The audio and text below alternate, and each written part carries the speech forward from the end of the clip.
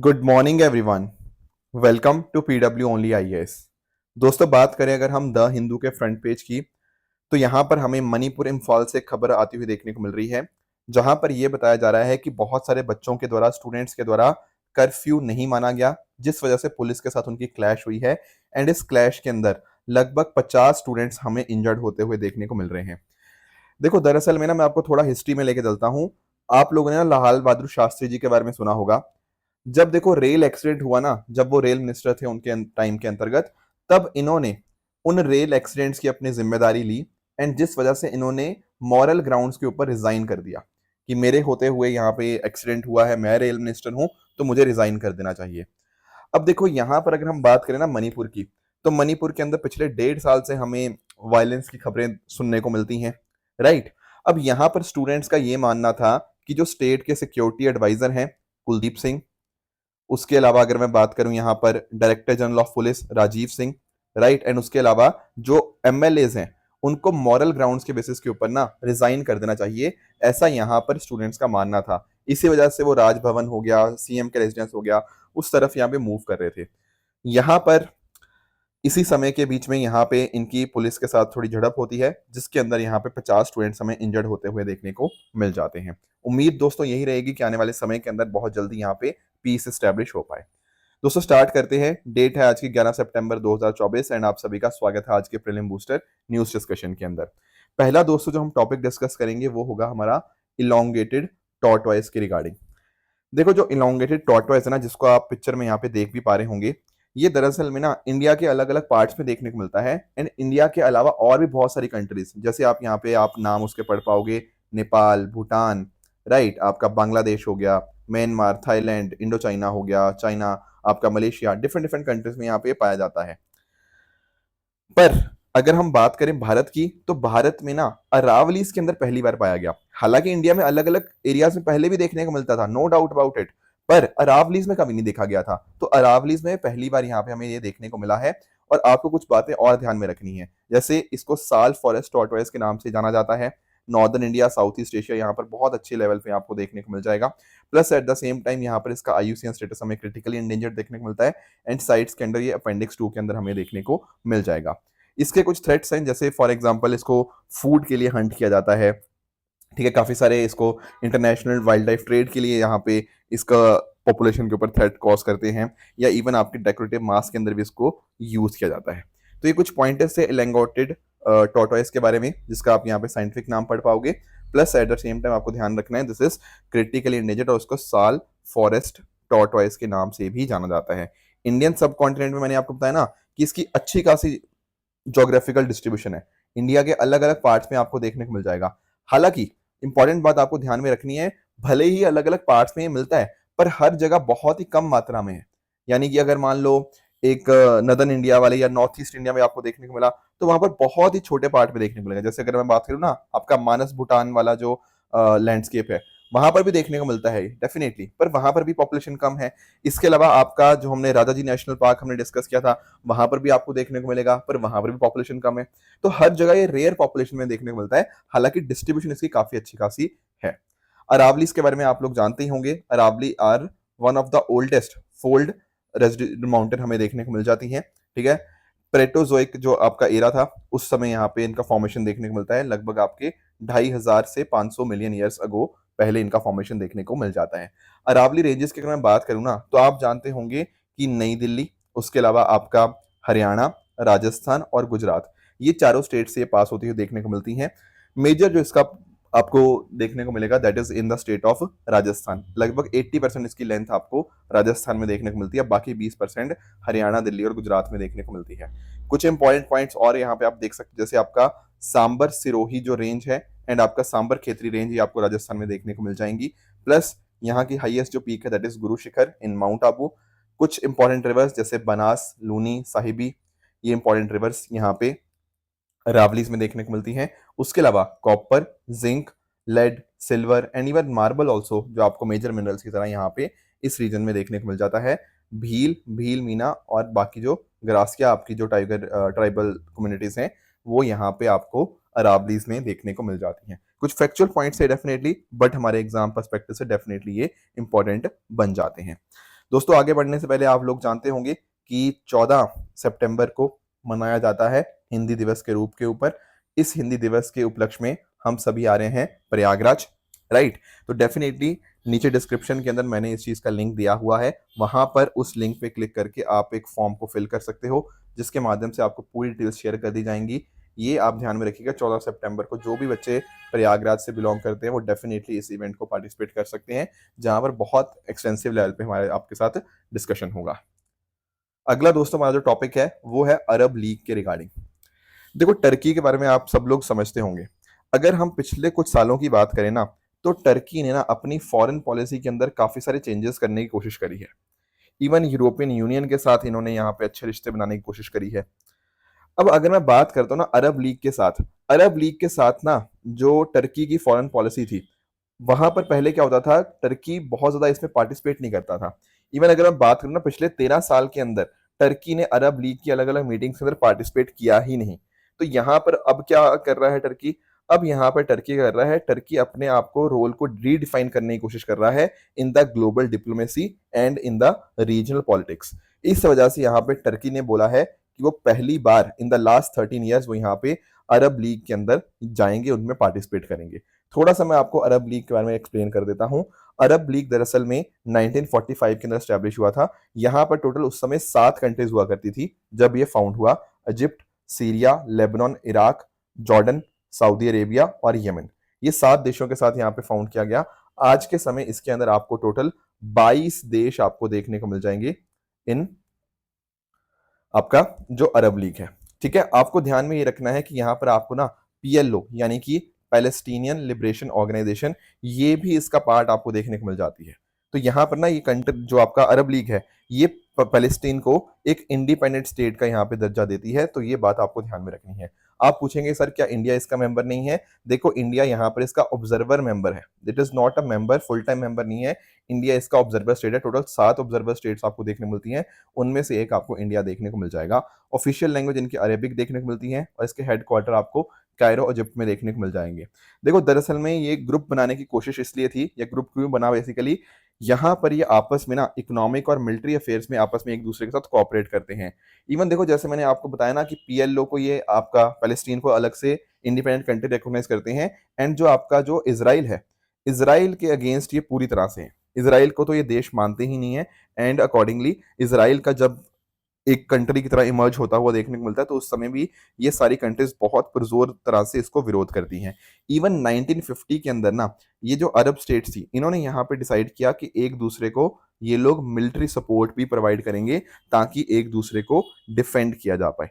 तो इस वजह से ये सारी बातें आपको यहाँ पे पता होनी चाहिए, ठीक है ना। अकॉर्डिंगली ये साथ मिलकर मेजोरिटी बेसिस के ऊपर डिसीजन लिया जाता है, ठीक है। तो ये कुछ पॉइंटर्स थे जो आपको अरब लीग के बारे में जानने चाहिए थे। ध्यान रखिएगा आज के समय 22 मेंबर स्टेट्स आपको देखने को मिलती हैं, but India is not a member, rather it is an observer state to this particular आपका अरब लीग। अगला दोस्तों मेरा टॉपिक है निधि आई टीबीआई के बारे में। थोड़ा सा मैं इसको एक्सप्लेन करता हूं। आप लोग ministry of science and technology जानते हो, बिल्कुल। उसके अंदर department of science and technology भी आपको पता होगा, बिल्कुल ठीक बात है। अब यहां पर इनका एक इनिशिएटिव है जिसका नाम है निधि।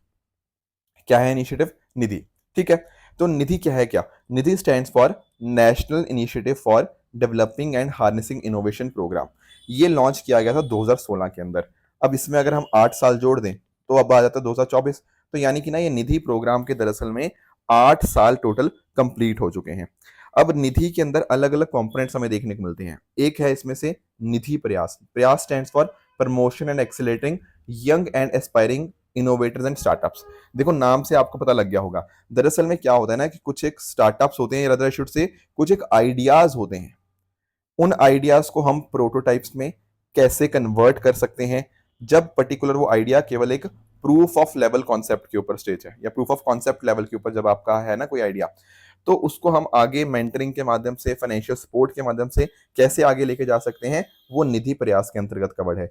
इसके अलावा निधि एंटरप्रेन्योर इन रेजिडेंस प्रोग्राम, जो एक तरह से जो स्टूडेंट्स एंटरप्रेन्योरशिप के लिए ऑप्ट करते हैं उनको फेलोशिप देता है। Nidhi seed support program, seed support होता है जो आपके कुछ फाइनेंस के माध्यम से यानी कि फंडिंग के माध्यम से यहाँ पे स्टार्टअप को मदद दी जाए, अर्ली स्टेज जो सीड सपोर्ट होती है। इसके अलावा आपको निधि एक्सीलरेटर देखने को मिल जाएगा। ये 3 से 6 महीने का एक फास्ट ट्रैक प्रोग्राम होता है जिसके माध्यम से जो आइडियाज होते हैं उनको आगे तक लेके जाया जाता है। इसी तरह से आपको निधि आई टीबीआई देखने को मिलेगा। ये क्या है? Nidhi inclusive technology business incubators. Incubators आप समझते हो, जहां पर ना आप थोड़ा छेड़छाड़ कर सकते हो। देखो, जब भी हम बात करते हैं ना इनोवेशन की, तो इनोवेशन ऐसे थोड़ी आ जाएगी।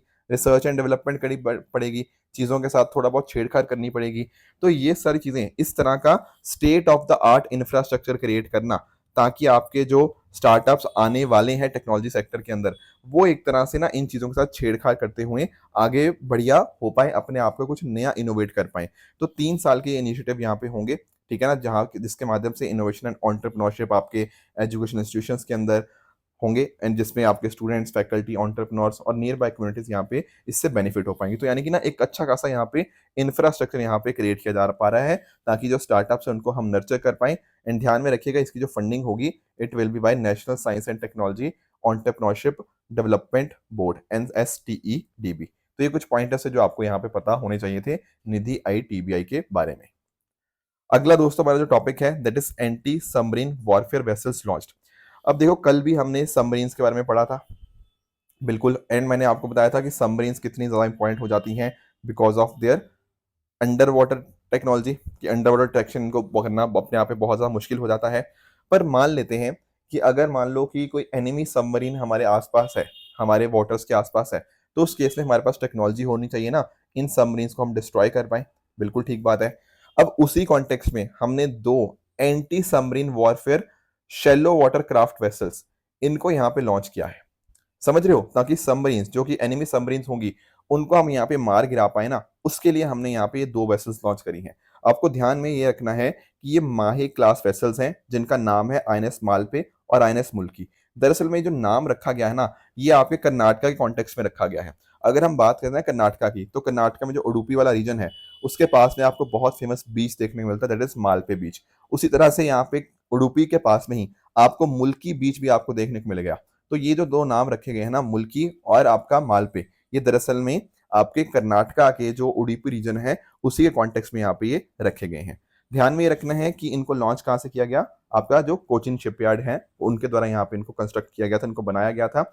एंड अकॉर्डिंगली ये जो माहे क्लास वेसल्स हैं, ये जो अभय क्लास वाले आपके कॉर्वेट्स है ना, उनको रिप्लेस करेगा। क्योंकि देखो टेक्नोलॉजी एडवांस हो रही है, तो हम भी अपने वेसल्स को यहाँ पे बढ़िया बनाते जा रहे हैं। तो अभय क्लास को यहाँ पे रिप्लेस करेगा माहे क्लास की जो 2 वेसल्स की मैं बात करी, INS मालपे और INS मुल्की की। अब आपको ध्यान में रखना है, इनकी जो स्पीड होगी वो मैक्सिमम आपकी 25 नॉट्स हो सकती है। दरअसल में 1 नॉट का मीनिंग होता है आपका 1 नॉटिकल माइल पर आवर, यानी कि लगभग 1.85 किलोमीटर पर आवर। तो लगभग आप नोटिस कर पाओगे जो टोटल स्पीड इसकी आएगी वो 45-46 किलोमीटर के आसपास आएगी। इतनी स्पीड के साथ यहाँ पे वेसल सेल कर सकती हैं। प्लस इनकी इंडोरेंस होगी 1800 नॉटिकल माइल्स की। इसके साथ साथ जो डिस्प्लेसमेंट होगी वो लगभग 900 टन की आपको देखने को मिलती है। एंड इवन अगर मैं बात करूँ ना, एंटी सबमरीन के लिए इंपॉर्टेंट ये बन जाता है कि वहां पर सोनार एंड जो रेडार है वो बहुत एडवांस हो। एंड इवन हमारी जो वेसल्स हैं इनमें ये एडवांस टेक्नोलॉजी आपको देखने को मिल जाती है। इसके साथ ही साथ यहाँ पर इनको इक्विप किया गया है विद लाइट वेट टॉर्पीडोज, ताकि यहाँ पे जो सामने हमारी जो एनिमी सबमरीन है उसको हम यहाँ पे डिस्ट्रॉय कर पाए। ये कोस्टल वाटर्स के अंदर या लो इंटेंसिटी मैरिटाइम ऑपरेशंस के अंदर या माइन लेइंग ऑपरेशंस के अंदर बहुत अच्छे से कारगर तरह से काम कर सकती हैं। तो ये बातें आपको यहाँ पे इनके कॉन्टेक्स्ट में जाननी चाहिए। अगला दोस्तों हमारा टॉपिक है सक्तान थम्पुरन जी के बारे में। देखो दरअसल में ना, आप लोगों ने अगर थोड़ा हिस्ट्री को आप लोग अच्छे से पढ़ते हो तो आप लोगों ने इनके बारे में सुना होगा, अदरवाइज शायद आपने नहीं सुना होगा। मैं थोड़ा सा आपको एक्सप्लेन कर दूं। दरअसल में राजा राम वर्मा, ठीक है, कुंजीपिली या फिर राजा राम वर्मा 9, इनको इस नाम से जाना जाता है सक्तन थम्पुरन। ये दरअसल में कोचिन किंगडम के रूलर थे फ्रॉम 1790 टू 1805। ठीक है, इनको महाराजा ऑफ कोचीन के नाम से भी जाना जाता है। यहां पर ना ये फेमस पता क्यों है? ये फेमस इसलिए भी है क्योंकि यहाँ पे एक फेस्टिवल होता है थ्रीसुरपुरम। ये जो थ्रीसुरपुरम है ना, ये दरअसल में केरला का बहुत बड़ा आपको फेस्टिवल देखने को मिलता है, जो नॉर्मली अप्रैल और मई के महीने में यहाँ पे सेलिब्रेट किया जाता है। ठीक है, ऐसा बोला जाता है कि this is the mother of all Poorams, यानी कि जितने भी आपके फेस्टिवल्स होते हैं उनमें सबसे टॉप के ऊपर वन ऑफ द टॉप के ऊपर other I should say, that is Thrissur Pooram को यहाँ पे सेलिब्रेट किया जाता है। तो केरला के कल्चर, केरला की जो स्पिरिचुअल सेंस है उसको यहाँ पर ये दिखाता है। अब ये जो पर्टिकुलर फेस्टिवल था इसको स्टार्ट करने वाले और कोई नहीं बल्कि सक्तान थम्पुरन जी ही थे, या जिसको हम बोल सकते हैं महाराजा ऑफ कोचीन ही थे। ठीक है ना, बहुत बड़ी परेड होती है इस समय के ऊपर। ठीक है, टेम्पल्स को बहुत बड़े लेवल के ऊपर सजाया जाता है, लॉर्ड शिवा को यहाँ पे पूजा जाता है इस समय के ऊपर। ठीक है, तो इनको architect of city of Thrissur के नाम से भी जाना जाता है। अभी इनका स्टैचू को रिप्लेस किया जा रहा है, इस वजह से न्यूज में है, बट अदरवाइज एक बेसिक आइडिया आपको इनके बारे में जानना चाहिए। मैं ये नहीं कह रहा बहुत ज्यादा डिटेल में पढ़ो, पर जितना मैंने फैक्ट्स आपको बताए ना उनके बारे में जरूर पता होना चाहिए, क्योंकि देखो कई बार तो ये थ्रिसुरपुरम के ऊपर भी यूपीएससी क्वेश्चन पूछ सकता है किस चीज के साथ लिंक्ड है, तो डेफिनेटली आपको ये चीज पता होनी चाहिए। अगला दोस्तों हमारा टॉपिक है क्लेड 2 स्ट्रेन के बारे में। दरअसल में हमने ये टॉपिक वैसे तो पहले भी डिस्कस किया हुआ है, आप याद करो मैंने आपको ना एमपॉक्स के बारे में 1 महीना पहले एक्सप्लेन किया था। मंकी पॉक्स बोलते थे पहले इसको, अब इसका नाम चेंज कर दिया गया है, एमपॉक्स नाम रख दिया गया है। दरअसल में आपकी ये इन्फेक्शियस यूनोटिक डिजीज आपको देखने को मिल जाती है, जो कि आपकी डीएनए वायरस के कॉरस्पॉन्डिंग होती है, पॉक्स वायरस। यह जैसे आपका स्मॉल पॉक्स हो गया, काउ पॉक्स हो गया, तो इंसानों के ऊपर ना इस तरह से आपको रैशेस देखने को मिल जाएंगे, अलग अलग बॉडी पार्ट्स के ऊपर एक तरह से बम्प्स देखने को मिल जाते हैं। ये डेफिनेटली डीएनए होते हैं, मैंने जैसे आपको एक्सप्लेन भी किया। यहाँ पर इसके ना 2 स्ट्रेन होते हैं, एक है क्लेड 1, एक है क्लेड 2। ये जो मैं आपको एक्सप्लेन कर रहा था ना, इंडिया में दरअसल में ना क्लेड 2 स्ट्रेन का यहाँ पे डिटेक्शन हमें यहाँ पे देखने को मिला है। ये जो क्लेड 2 है ये कम डेंजरस है एज कम्पेयर टू आपका क्लेड 1, क्योंकि क्लेड 1 के अंदर जो मोर्टेलिटी रेट है वो 3 से 6% या इवन कई बार 10% तक भी जा सकती है, पर क्लेड 2 की जो अपने आप में फेटेलिटी रेट है वो लगभग 0.1% हमें देखने को मिलती है। अब यहाँ पर आपके स्क्विरल्स हो गया, डॉर्माइस हो गया, आपके मंकीज हो गया, रैट्स हो गया, ये सब यहाँ पे इस वायरस को ट्रांसमिट कर सकते हैं, एंड अकॉर्डिंगली इस वजह से हम इसको जूनोटिक डिजीज यहाँ पे बोल देते हैं। एमपॉक्स को पहली बार डिटेक्ट किया गया था ह्यूमंस के अंदर 1970 के अंदर। दरअसल में ये जो आपकी एमपॉक्स है ना, ये अफ्रीकन कॉन्टिनेंट से आई हुई बीमारी है। ठीक है ना, तो अफ्रीका में इसके ज्यादा हमें केसेस देखने को मिलते हैं, बाकी और कंट्रीज में भी धीरे धीरे करके ये फैलता हुआ हमें देखने को मिल जाएगा। बाकी देखो ह्यूमन की ह्यूमन कांटेक्ट भी उसके माध्यम से भी ये ट्रांसमिट होता है, जैसे फॉर एग्जांपल सेक्सुअल कांटेक्ट के माध्यम से, या फिर जो इन्फेक्टेड बॉडीली फ्लूइड्स हैं उनके एक्सपोजर से भी ये चीज आप में फैल सकती है एक इंसान से दूसरे इंसान के अंदर। इसका जो इंक्यूबेशन पीरियड होता है वो नॉर्मली 5 से 21 दिनों का होता है, एंड इस केस में आपको कुछ सिम्टम्स जैसे हेडेक हो गया, बैक एक हो गया, ये सब चीजें देखने को मिल जाती हैं। बाकी देखो डेफिनेटली वैक्सीन अवेलेबल हैं, ठीक है, बट बहुत मैसिव लेवल के ऊपर इसको अवेलेबल करवाना पड़ेगा। कोई प्रॉपर मेडिकेशन इसके लिए नहीं है, पर कुछ एंटीवायरल ड्रग्स हैं जिनको हम यूज करते हैं ताकि इनको ट्रीट किया जा पाए। एंड जैसे मैंने आपको एक्सप्लेन किया, इसका यहाँ पे नाम बदल दिया गया था, डब्ल्यूएचओ के द्वारा एमपॉक्स नाम रख दिया गया था, ताकि यहाँ पर एक तरह से स्टिग्मेटाइजेशन ना हो, तो इस चीज का आपको पता होना चाहिए। बाकी मैंने आपको बता दिया कि करंट अफेयर्स में क्यों थी, बाकी इसका हिस्टोरिकल चीजें भी हमने यहाँ पे डिस्कस कर ली हैं। अब चल लेते हैं अपने एमसीक्यूज की तरफ। 2 क्वेश्चन हैं आपके सामने, एक है आपका वर्ल्ड क्राफ्ट सिटी के बारे में, एंड दूसरा आपका रहेगा ट्रोपोस्फेरिक ओजोन के बारे में। ये दोनों क्वेश्चंस का आंसर मुझे आप कमेंट्स में बता सकते हो, इनमें से कौन सा ठीक है, अकॉर्डिंगली उसका आंसर आप बताइएगा। दोस्तों जब मैं बात करता हूँ ना, कल जो मैंने आपको होमवर्क दिया था, एक होमवर्क दिया था वक्फ के बारे में, राइट। वो आप लोग जानते होंगे, अगर आप 1954 का एक्ट पढ़ो जो वक्फ एक्ट है, उसके अंदर मेंशन ये किया गया है कि जब हम बात करते हैं ना वक्फ की, तो दरअसल में एक प्रॉपर्टी होती है जिसको डेडिकेट किया जाता है गॉड के नाम के ऊपर, for religious and charitable purpose.